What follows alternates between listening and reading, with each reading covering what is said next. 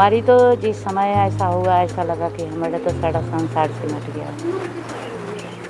पूरा ऐसा लगा कि अंधेरा हो गया, हमारा कोई अपना है ही नहीं। हर साल 26 जुलाई को कारगिल दिवस मनाया जाता है और मैं इस वक्त मौजूद हूँ कारगिल अपार्टमेंट में, जहाँ पर आज कुछ सेलिब्रेशंस किए जाते हैं, उस दिन को याद किया जाता है। हमारे साथ एक सदस्य आई, उनसे जानते हैं वो किस तरीके से याद करते हैं। सर, आपके नाम से और परिचय से शुरू करना चाहिए। ATV के सभी श्रोताओं को सबसे पहले जय हिंद। और आज हमें याद करने के लिए, हमारे साथ कारगिल सोसाइटी में आने के लिए आप सब लोगों का बहुत बहुत मेहरबानी, थैंक यू। मेरा नाम मेजर अशोक शर्मा है। मैं 244 हैवी मोटर रेजिमेंट का बैटरी कमांडर था दरास नाम की जगह में, और कारगिल की लड़ाई में मैं 2 राजपूताना राइफल के साथ में 3 पीपल्स के वॉर में गया था।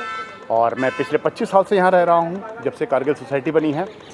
बहुत पुरानी यादें जुड़ी हुई हैं कारगिल की लड़ाई के साथ में भी और कारगिल सोसाइटी के साथ में भी। सबसे पहले मैं मैडम बात करूँगा कारगिल वॉर के बारे में। मैं 3rd जनरेशन, तीसरी पीढ़ी वाला आर्मी अफसर हूँ। मेरे फादर और ग्रैंडफादर सारे तोपखाने से रहे हैं। बेटा हमारा आर्मी का डॉक्टर रहा है, AMC का। मैं 1998 में कारगिल की लड़ाई से 1 साल पहले कारगिल चला गया था, वहाँ मेरी परमानेंट डिप्लॉयमेंट थी। तो कारगिल के युद्ध को मैंने डे 1 से देखा है। मैं असली लड़ाई में 7 मई को चला गया था अपनी तोपों को लेके, हैवी मोटर्स को लेके। और बताना चाहूँगा, हैवी मोटर वो रेजिमेंट होती है जिसका शेल, जिसका बॉम्ब सबसे भारी होता है। 60 किलो का एक गोला होता है, वो उसमें कितना बारूद होता है वो आप अंदाज़ लगा सकते हैं। कारगिल की लड़ाई में जब हमने वॉर स्टार्ट किया, तो सही बात तो है कि उस टाइम हम लोग वॉर के लिए, इस वॉर के लिए तैयार नहीं थे, फॉर सिंपल रीज़न, क्योंकि इंडियन आर्मी और हमारी जो पॉलिसीज़ हैं आर्मी की, हम लोग एग्रेसिव या लड़ाकू लोग नहीं हैं, हम शांति प्रिय लोग हैं। जब तक कोई हमारी पूंछ पे पाँव ना धरे तब तक हम कुछ नहीं करते हैं, लेकिन जिस दिन हमारी पूंछ पे किसी ने दबा दिया उस दिन हम उसको छोड़ते भी नहीं हैं। तो शुरू में हम लोगों ने ये अंदाज़ नहीं लगाया था कि पाकिस्तान वाले चोरी छुपके से और एक घुसपैठिए के रूप में आएंगे, जो पाकिस्तान की यूनिफॉर्म पहन के नहीं आएंगे बल्कि सिविल ड्रेस में मिलिट्री के लोग आएंगे। ये जब इन्होंने तोलोलेंग और साथ में लगा हुआ टाइगर हिल, साथ में बत्रा हिल, और दूसरी तरफ बात करूँ तो Kaksar sector, Kargil sector, Batalik sector, 151 kilometre के एरिए घुसपैठियों ने छोटी छोटी जगह टुकड़ियों में आए और पहाड़ों की चोटियों के ऊपर कब्जा कर लिया। 151 किलोमीटर को खाली कराना आसान काम नहीं था, बहुत बड़ी प्लानिंग चाहिए थी, बहुत बड़ी मूवमेंट चाहिए थी। इसके लिए आर्मी हमारी धीरे धीरे बिल्टअप होने लग गई, तैयार होने लग गई। मई के पहले हफ्ते से बिल्टअप स्टार्ट होके हमने जून में सबसे पहले तोलोलिंग की, जो पहाड़ थी दराज सेक्टर में, वहाँ कामयाबी हासिल करी।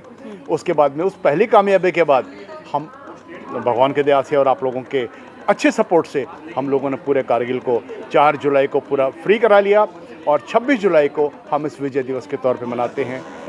हस्बैंड का नाम है गनर शिवजी सिंह नाइक, और 208 रेजिमेंट में थे, हमारे पोस्टेड थे कुपवारा में, जहाँ उन्होंने उनका शहादत हुआ। हम तो दिल्ली में ही थे, हमारे बच्चे उस समय तो बहुत छोटे छोटे थे।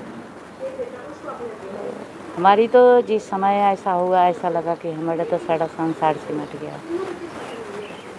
पूरा ऐसा लगा कि अंधेरा हो गया, हमारा कोई अपना है ही नहीं।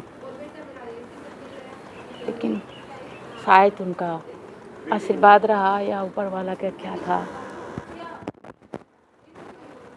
मैं कारगिल वार में फोरजाट में अपनी यूनिट के साथ शामिल था, और मैं ये बजरंग पोस्ट पे अपने कैप्टन सौरभ कालिया वाले ट्रूप्स गया था, 6 लोग गए थे, उनको छुड़वाने के लिए अटैक किया था हम लोगों ने। उसमें मैं इंजर्ड हुआ और हमने आधी सक्सेस से हासिल किया, आधा पोस्ट जीता था, आधी हमारी ज़्यादा कैजुअलिटी होने की वजह से हम पीछे हटना पड़ा। फिर बाद में हमारी यूनिट ने वो पोस्ट को वैकेंट कराया था जी। मैं जख्मी हो गया, हॉस्पिटल में आ गया था। कितने दिन हॉस्पिटल में रहे उस दौरान? मैं करीब 2 साल रहे।